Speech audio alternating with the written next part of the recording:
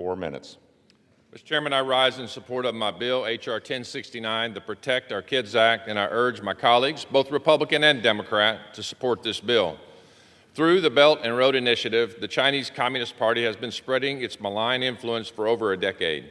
This initiative has one goal: to increase China's economic and political dominance over the United States and the world. Disguised as harmless global infrastructure, transportation, and production networks, this global campaign is anything but harmless. Education is one of the primary targets of the Belt and Road Initiative, and they're succeeding in their mission to indoctrinate American students with their communist ideals.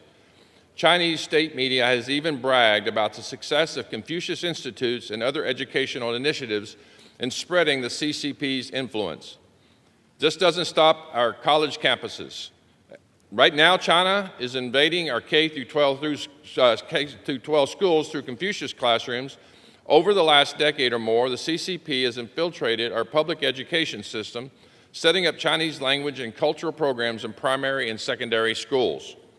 Similarly to the Confucius Institute model at our universities, China rapidly expanded these programs to over 1,000 established worldwide by 2017, over 500 which were in the United States. In exchange, their contracts allow China to staff those classrooms, provide curriculum, and require teachers to sign contracts, ensuring they do not damage the national interest of China. Make no mistake, this is not out of the kindness of their hearts.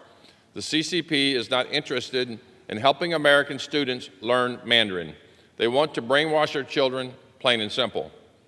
Since 2013, the authoritarian government of the People's Republic of China has sent curriculum and PRC-trained teachers into hundreds of K-12 schools across America as an unofficial component of its global influence campaign.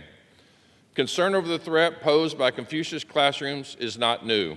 In 2020, Secretaries DeVos and Pompeo sent a letter to state education commissioners outlining their concern with these types of programs and urging schools to consider the threat they may pose to academic freedom. The State Department found that approval from the PRC's Minister of Education is required when filling teaching positions associated with Confucius classrooms. Concerns over the threat posed by Confucius classrooms is not always exclusive to the United States. In Australia, the New South Wales Department of Education ended the Confucius classroom presence in public schools due to concerns of potential propaganda, replacing the programs with Chinese language programs funded and managed solely by Australians. Similarly, in 2019, the Canadian province New Brunswick initiated a two-stage removal of Confucius Institute-funded programs from elementary and middle schools, once again due to the threat of Chinese propaganda. The CCP has committed countless violations of human rights, and its authoritarian agenda is antithetical to the democratic principles our country was founded on.